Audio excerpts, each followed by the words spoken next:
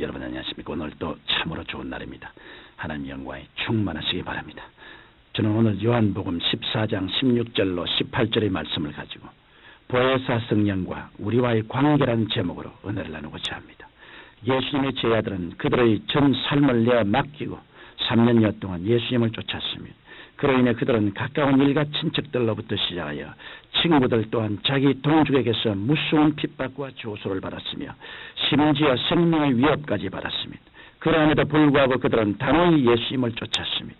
그런데 어느 날 갑자기 예수님께서 전 인류를 대신해서 친히 자신이 십자가에 못 박여 제물로 죽으시고 장사한 지 사흘 만에 부활하신 후 성취하실 것을 제자들에게 말씀하셨습니다. 그러자 그들은 포악한 로마 사람들과 비정한 유대인들 속에서 주님 없이 어떻게 살아가나, 이제는 고아처럼 버림을 받았구나 하는 절망적인 생각을 가지게 되었습니다. 그런데 예수님께서는 제자들에게 요한복음 14장 16절 이하에 다음과 같이 약속하셨습니다. 내가 아버지께 구하겠으니 그가 또 다른 보혜사를 너에게 주사 영원토록 너희와 함께 있게 하시리니 저는 진리의 영이라 세상은 능히 저를 받지 못하나니 이는 저를 보지도 못하고 알지도 못함이라. 그러나 너희는 저를 아나니 저는 너희와 함께 거하시며 또 너희 속에 계시겠습니다. 내가 너희를 고아와 같이 버려두지 아니하고 너희에게로 오리라. 이 말씀은 제자들에게 큰 용기와 위로가 되었습니다.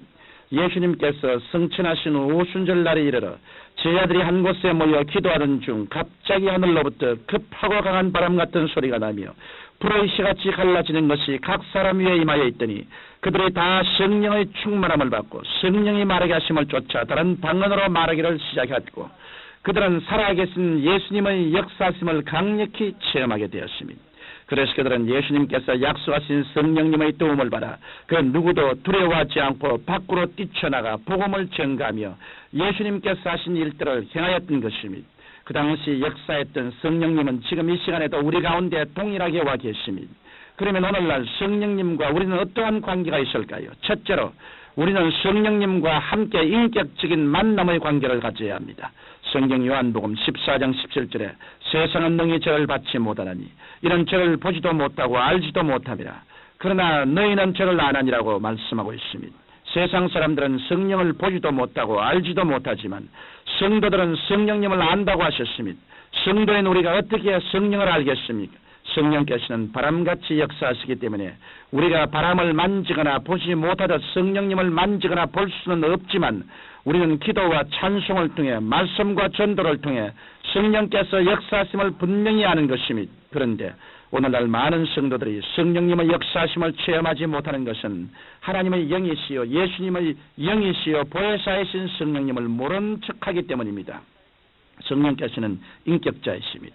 이 때문에 인격적으로 성령님을 인정하지 않는 사람에게는 성령께서 역사하실 수 없습니다. 우리가 아는 사람을 만나면 우리는 서로 안녕하십니까? 사업은 잘 되시고 집안은 평안하십니까? 라고 반갑게 인사를 합니다.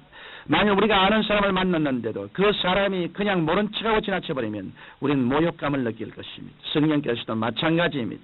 성도들이 성령님을 인정하지 않기 때문에 성령께서는 역사하지 않는 것입니다. 저는 아침에 일어나면 제일 먼저 보혜사 성령님, 오늘 또 좋은 날입니다. 저를 예수 그리스도의 은혜와 하나님의 아버지의 사랑 가운데 이끌어 주옵소서라고 말합니다. 또 저는 기도할 때 성령님이시여 오늘 또 예수님의 이름으로 위대한 일을 하게 하여 주옵소서라고 기도합니다. 그리고 성경을 읽을 때는 성령님 오늘 또 제 눈을 열어 하나님의 오묘한 말씀을 깨닫게 하옵소서라고 기도합니다. 이렇게 저는 모든 일에 있어서 성령님을 인정합니다. 그 결과는 저는 충만한 성령의 역사하심을 매일 체험하게 됩니다. 이러한 체험은 여러분도 얼마든지 하실 수 있습니다. 여러분께서도 모든 일에 있어서 날마다 성령님을 인정하고 환영하고 모시고 의지하는 인격적인 만남을 통해 생명력 있는 신앙생활을 하게 되시기를 주님 이름으로 축원합니다. 둘째로 성령님은 우리 그리스도인과 항상 함께 거하십니다. 성경 요한복음 14장 17절에 예수님께서는 진리의 영 성령은 함께 거하심이라고 말씀하셨습니다. 여러분 한 지붕 밑에서 함께 거하는 사는 사람은 서로서로 인정하고 환영해 주어야 합니다.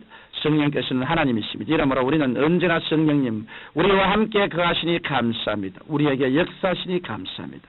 우리를 이끌어 주시니 감사합니다. 우리는 성령님을 환영합니다라고 하면서 성령님을 인정하고 환영하고 모시드려야 합니다.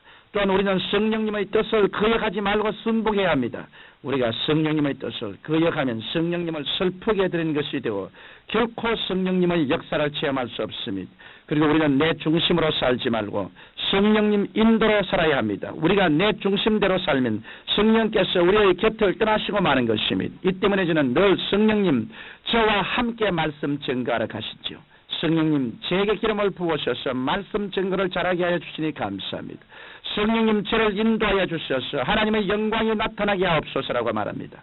이와 같이 여러분이 성령님과 함께 거하면 여러분은 성령님을 인정하고 환영하며 성령님의 뜻을 받들고 내 중심을 버리고 성령님의 인도를 따라 살아야 하는 것입니다. 셋째로 성령님은 우리 그리스도인 안에 계십니다. 인간은 인체 속에 있는 각 기관을 통해서 생명을 유지합니다.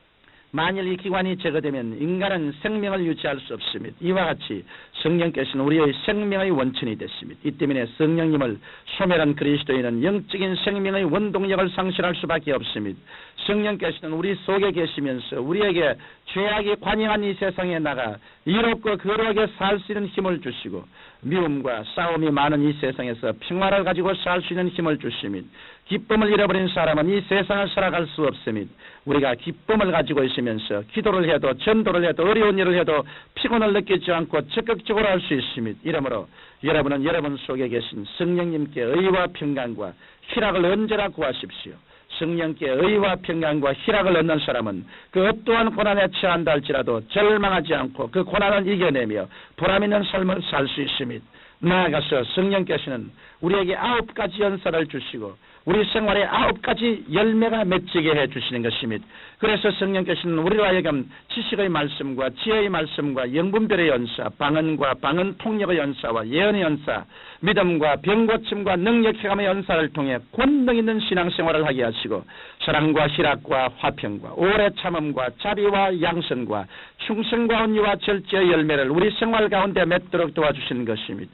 성령께서는 우리의 눈에 안 보이지만 우리가 성령님을 믿고 의지하고 성령께 구하면 우리의 영적인 생명의 원천이 되어 주십니다. 성경은 말세에 고통하는 때가 이른다고 하시는데 지금이 바로 그때입니다. 우리는 정말 예수님을 잘 믿으면서 살아가는 것이 무척 어렵다는 것을 날이 갈수록 절감합니다. 그러나 우리는 고아와 같이 버림을 받은 존재가 아닙니다. 하나님께서는 우리를 도우시기 위해 다른 보혜사 성령님을 우리에게 보내주셨습니다.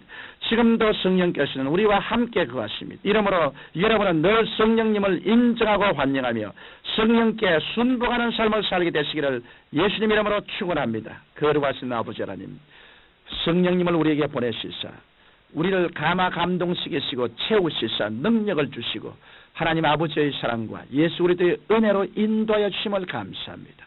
성령이 충만해서 더 열심히 전도하는 우리들이 되게 하여 주옵소서. 예수님 이름으로 기도합니다. 아멘.